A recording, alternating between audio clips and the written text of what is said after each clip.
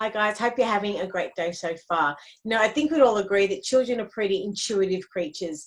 They sense when things are good, when they're bad, when they're happy, and when they're sad. And they also sense panic, anxiety, fear, distress, all of the things that we are actually facing right now. They feel what we feel. And even if we haven't sat down with them for an explanation and a conversation about the details of COVID-19, they would have already noticed a difference in our tone of voice, our mannerisms, our facial expressions, how and what we're saying during our phone calls to our family members and our friends.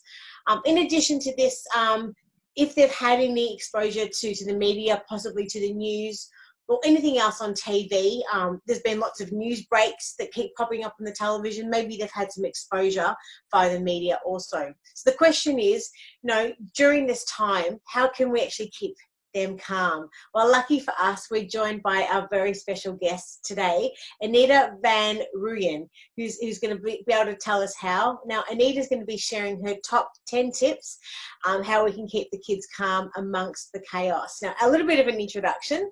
Anita is a Melbourne-based human behaviour expert, confidence coach, and creator of the Corona Mindset courses, and I want to hear about these too. She's helped thousands of people, from CEOs to students, manage a range of issues from ranting, self-talk, procrastination, self-judgment, and loads more. And she's done from one-on-one to group coaching sessions with all of her online programs. We're really, really grateful for your time today. How you doing? I'm fabulous. How are you? I'm so grateful to be here. Thank you for having me. Oh, well, as I said, we're really grateful for your time. Now, lots to talk about. Now, first of all, we published your article titled 10 Tips to Calm the COVID Farm. For someone who hasn't read the article, could you give us a little bit of an overview and just what inspired you to write it? Yeah, of course. I wrote this article because there is so much stuff going on with everybody at the moment. Kids at home, parents panicking, kids panicking. And I wanted to set out some really simple and really easy to implement things that you can help your kids with at this time. So the 10 tips that I've got is, the first one is about finding your focus, because what you focus on is what you get to the exclusion of everything else. So if you are focusing on fear and panic and everything like that, guess what you're going to be noticing? It's all of those things. So I have encouraged everybody, oh, sorry. No, just saying, where attention goes, energy flows. So it's about where your focus is. Absolutely. So, I've encouraged people to turn the news off. Like, if you want to watch it once a day rather than all the time, because if your focus is in that space of panic and anxiety and stress, then that's where everything goes, including the stuff that your kids pick up. So super important one there. The second one is around creating certainty for yourself and for the kids. Yep. This is so vital. And like at the moment, we've got toilet paper gate, we've got people hoarding food and all kinds of things. And the reason that people are doing that is because there is so much uncertainty. Things are changing like every 5 seconds.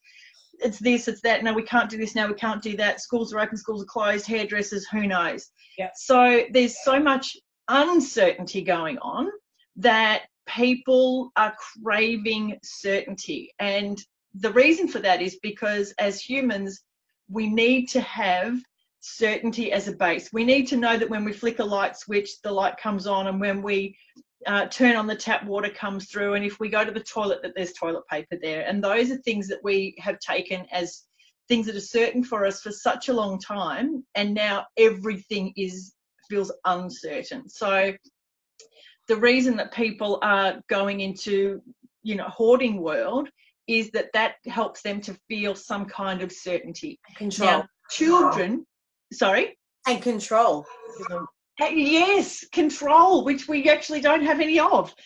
But certainty is something that kids particularly need. They need to know that your love is there all the time. So because there's a lot of uncertainty in all kinds of areas, helping them to feel certain and create certainty around even just the simplest things, like the sun is going to rise, the sun is going to set, seasons change, the leaves on the trees are changing. This is for certain. This is absolutely certain. And kids, humans, crave to know that they have some certainty around anything, really.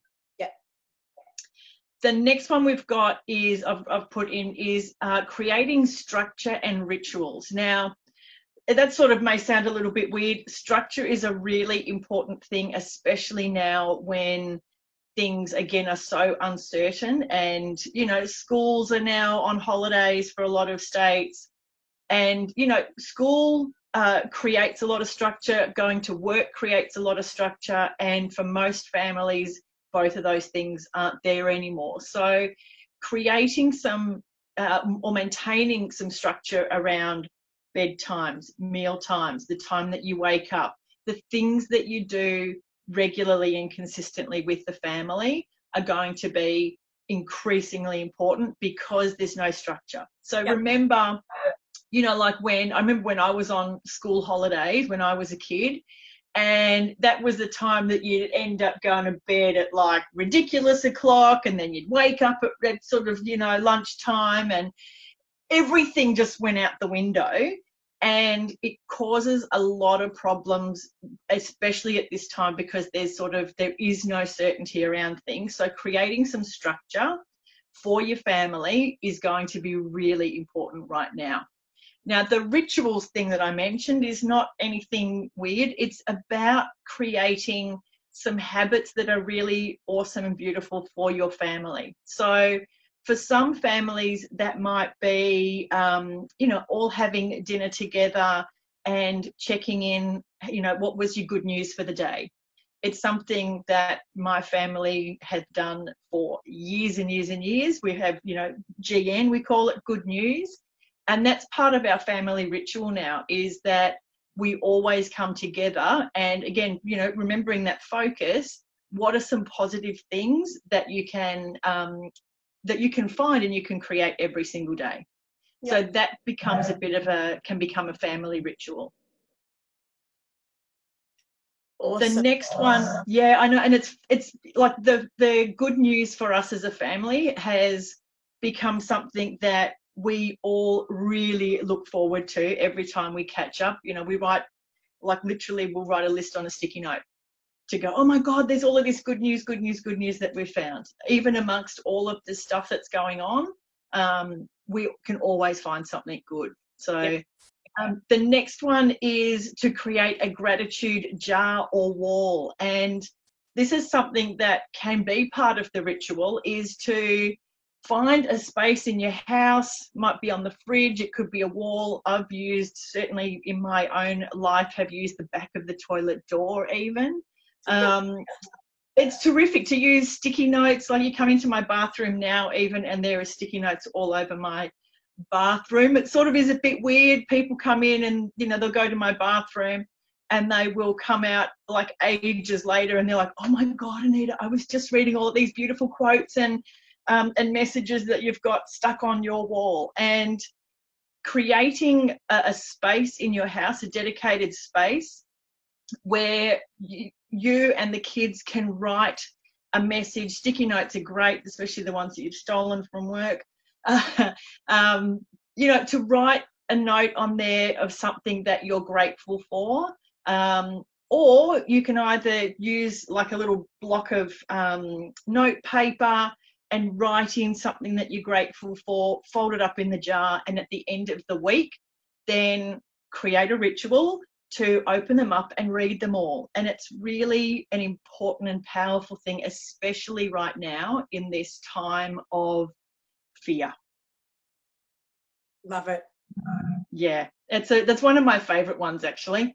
Now, the fifth tip I've got here is about minding your language. And as you said in the intro, like the words that we speak are only a really small portion of the meaning that our kids take from things, and for humans take from things. So being a bit careful about your tone and your body language, because kids they are intuitive. They pick up the feeling, even if the words are the right words. They pick up the feeling and they pick up the intention. So before you need to speak, if you are in a space of fear, create a second and create a focus on love and gratitude. And even if that is love and gratitude for the people that are here in your home, for your kids, for your family, taking a second, and that's all it takes, to create that intention of love and gratitude. It is most definitely the biggest antidote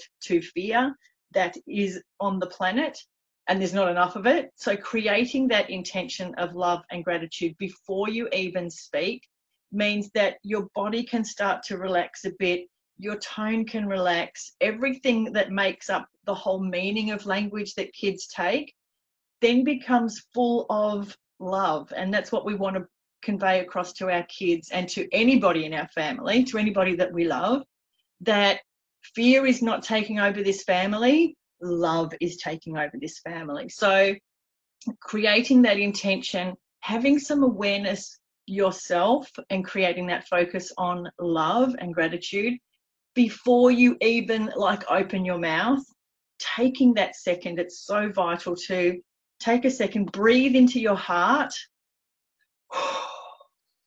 and then speak. Because we don't have to be living in this fear-based world. So that's tip number 5. Oh my God, and we've still got 5 to go. I can't believe all of these things are so cool. Tip number 6 is remembering to have fun. There's not enough of it. And especially now when all of us are in a bit of a bubble of fear and a bit of a bubble of uncertainty, doing some things where you can laugh and be silly and just a little bit crazy, family karaoke, sing-alongs, have a dress-up party for dinner. There's no reason that you can't do that. Bring some other family into it while you're doing FaceTime. As I was having a video chat with my mum and my sister last night, I may have pulled out the toilet paper goggles so that we could have a bit of fun as well at the same time. And it makes a difference to be able to do some things that are just a bit silly, just a bit fun, and lighten the mood, because the mood everywhere is kind of heavy. Everybody's conversations are COVID this, COVID that, Corona this, Corona that. And so remembering to have fun. Fun brings gratitude, it brings love together with it. Beautiful. So that's tip number 6. Tip number 7 is about the choice that we have as families, as communities, as individuals even, about how this time in our history, this unprecedented time in our history, can either bring people, families, communities together, or it can do the opposite and it can tear us apart. Now, because we are all physically separated and physically distanced, it's really easy for us to forget that we are part of a community. And I know there are a lot of Facebook groups out there. There's one that I've just joined recently called, I think, the Happiness Pandemic, which is all about spreading joy, spreading love, spreading amazing things that the community is coming together to do. So looking at what we can do to build those connections that we have, to strengthen connections that we have with members of the community, with members of our family, bringing us together rather than tearing us apart. So, simple things like checking in if your neighbour needs something, has got some, maybe there's an elderly neighbour or somebody who is doing it kind of hard. I have a girlfriend who, is now working from home, and she's really, really struggling with that. So, we've built in now a mini ritual that every day at 5 o'clock, we give each other a call. One of us calls each other, even if it's just for a 5-minute chat, just to check in that everything is okay. And that's that building those friendships, building the community. Tip number 8. Oh my God, I love this one too. is about growing something. Now, I know Bunnings are already having some struggle with, people are out there and they've bought heaps and heaps of seedlings and seeds and all that kind of thing. But there is a lot of ways that we can grow things. And it's a really important one because it helps to remind us that there is still tomorrow. Yeah, that when we plant something today, that there's still tomorrow and there's the future, and we've got something to look forward to, because, you know, it's not this instant gratification of bam and it's just all there. Vegetables take time to grow, plants take time to grow, and it reminds us that we actually have that time. So even if it's just, you know, the top bits of carrot tops, like what we used to do in, you know, when we were kids, putting it on some cotton wool in a saucer on the window ledge, or an avocado seed so that we can that can grow, or, you know, lots and lots and lots of people, it's very easy to go around and just take a little cutting of some succulents, and they're always really good ones to grow as well. So growing something is a fun activity also for the kids. And for me, I've got a whole balcony full of beautiful succulents that have all come from cuttings that I've been able to get from people in my local neighbourhood. And that's building that community. So that's tip number 8. Tip number 9 is about finding the silver lining. Because wouldn't you agree that we can either look at things from a negative side or from a positive side? And when we look at things, at how we can reframe it to look at things from, okay, what is the higher purpose here, or what is the benefit in all of these different things? When we look at things from that perspective, it's like there is a proven therapeutic benefit to finding the silver lining in things. Now, let's not go to the point where we get to the point of toxic positivity, because that's a thing too. We need to keep it real, but we also need to be able to look at what is something that's really good that's coming from this. And, you know, things like bringing community together, things like helping us to be more innovative and find different ways of doing things, things like having more time with the kids, being able to help them cook, learn how to do some cooking together, learn how to do some things that we've never ever done before. So that's a really cool one. And the last one, number 10, is about technology. We all have technology, but how can we use it to support us? Now, Netflix is there, of course, but that's a really vacuum. It's a huge vacuum, I guess, that we can all fall into. We now have some time that we can use technology to help benefit us, bring us together. There's a lot of amazing TED Talks. There's a lot of amazing activities and things online that we can use to really build us up as humans and build up our capacity to be able to manage things and do things in different ways. So using technology rather than having technology use us, like it often is, I think is a really important thing. And, you know, using it, as I said, I had the video chat with my mum and my sister just last night. That was a beautiful thing that I didn't even realise that I needed to help soothe my soul in this time, which is kind of stressful, and the stress can very easily catch up to us without us even knowing. And then have this chat last night using Facebook Live. Mum's 76, and, you know, she's cool and loves the Facebook Live, the Facebook video chat, and got off that chat and just went, didn't realise how much I needed that conversation. So using technology in a way that supports us, that is useful to us, rather than leading us down a hole into kind of empty calorie watching, I suppose. Yeah. So that's my top 10. I love it. And I really do think that this Yeah, so using technology at this point, I think is a great opportunity, and it's a lot more than just once in a lifetime opportunity to be home just for a little bit of time. This is really a once in a generation opportunity that we really have to be able to be home and to use technology for online courses and online learning and all of these wonderful things that are available to us. But thank you for those top 10 tips, and we'll definitely have the link in the introduction paragraph also. Got some other questions for you as well. Would love to pick your brain. Another question is, why is creating certainty so important right now?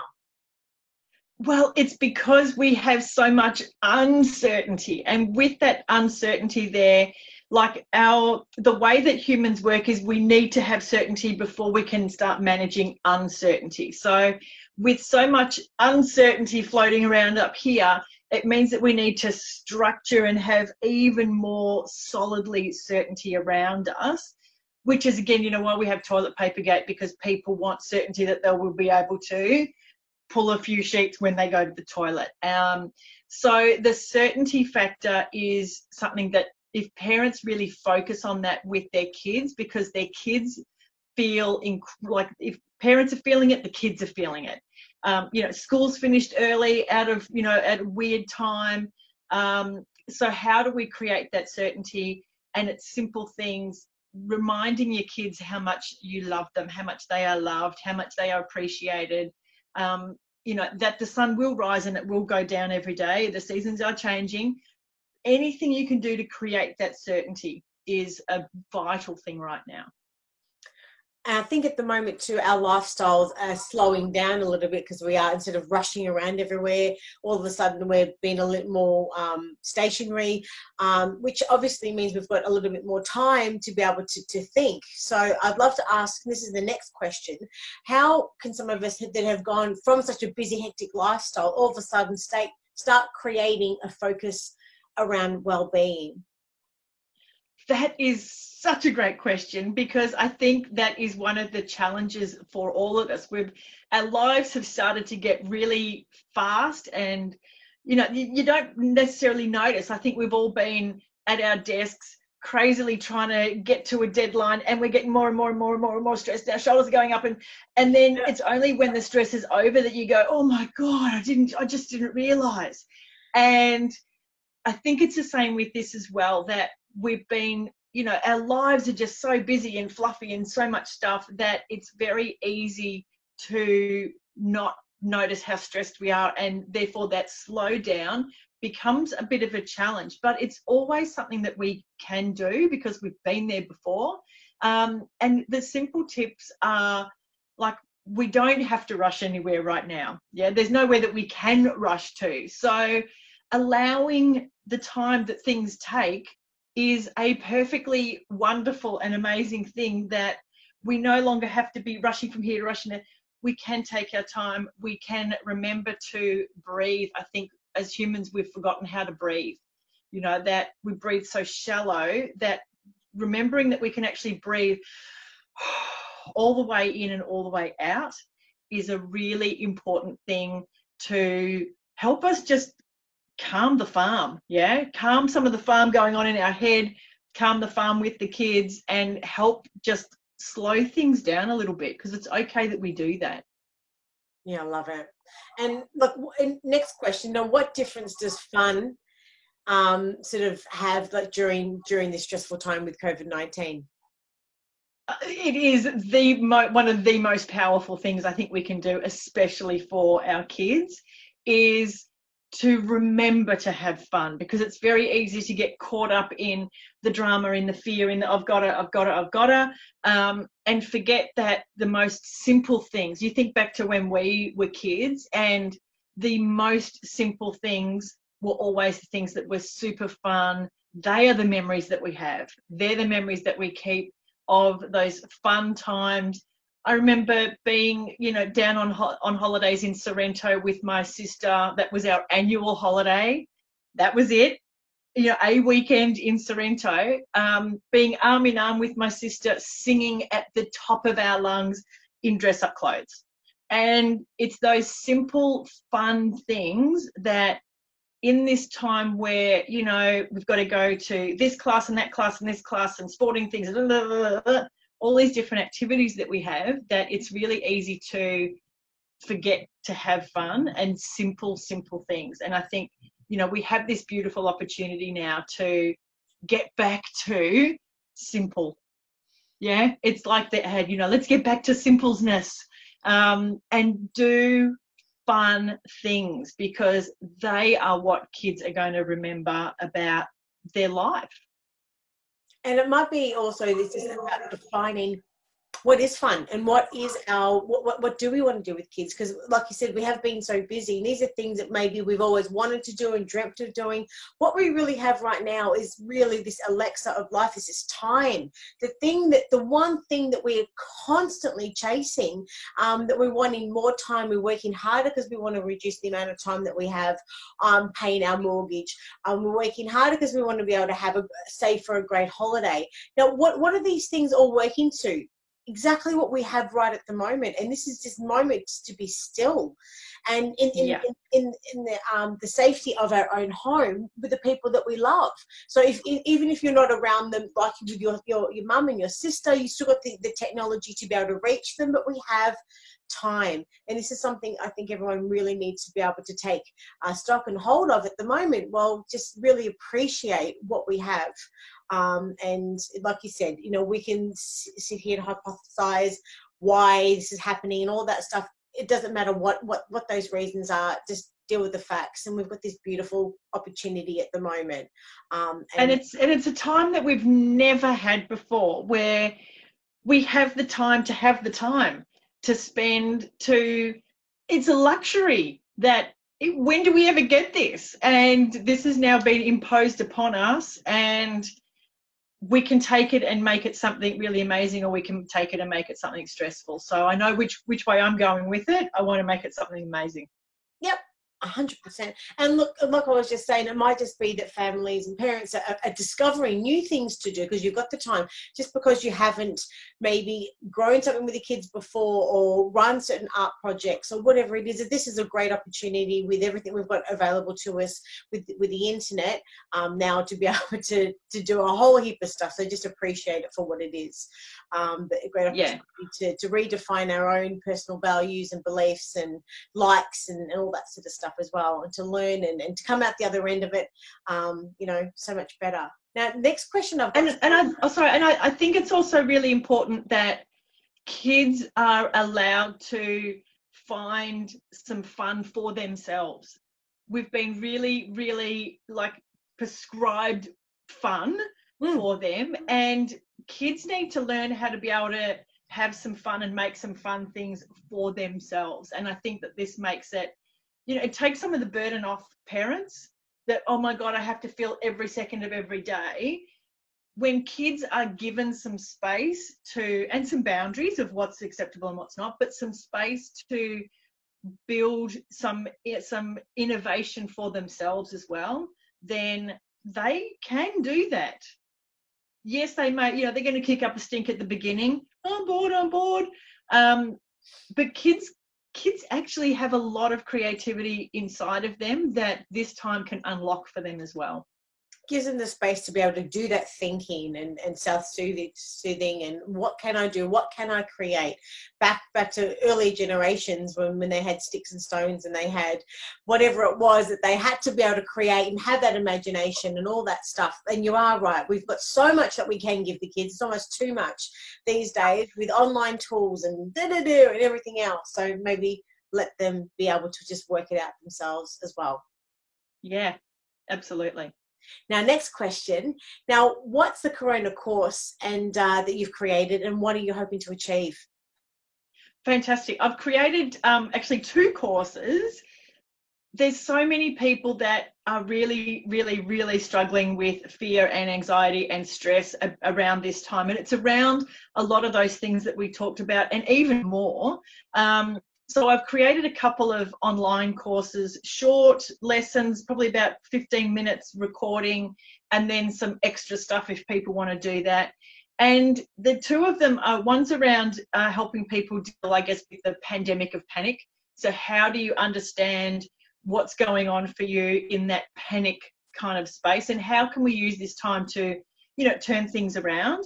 And the other one is more designed specifically for people who are in quarantine, over, specifically over those 14 days, to help them deal with the lockdown meltdown. So from the initial kind of panic response to then how do I start dealing with, okay, well, maybe I'm not sick, but how do I then start dealing with the boredom? And managing that in a better, more resourceful way, because as I said, Netflix can just become like this calorie full, but nutritionally empty sort of space, and it can lead to, if people already have that predisposition for sort of depression or low mood, that this can really hit people very, very hard. So both of the courses are all aimed to help people understand their fears so that they can manage them better. Well, we'll definitely have a link to that in the introduction paragraph. Thank you for your insightfulness today, for your information, for your beautiful positive energy that you've sort of given us today, and it's sort of come right through the screen. If any other questions, whereabouts can they find you? They can find me at my website is anitavanrooyen.com. But I also have an Instagram and Facebook pages that are called Confidence Hackers. That's one of the brands that I use, Confidence Hackers. And every day there is really useful and practical tips and tools on building confidence, building self-worth, building you really from the ground up. I used to be the shyest person in the universe. Even the thought of doing something like this would have freaked me out big time. So I've come from a space of being incredibly shy, incredibly frightened of people and things, to now being in a space where I'm in this beautiful, fortunate position to be able to help other people who may be struggling. I'm so grateful for your time, so grateful that you've shared that part of your story too, that you've transitioned from one to the other, and look where you are now as well. So testament to that it is definitely possible, and that most definitely. Yeah. Well, look, we really hope to have an opportunity to chat with you again in the future. We'll have all of those links. Take care, stay safe, and hopefully we'll speak soon. Be well. Take care. Bye.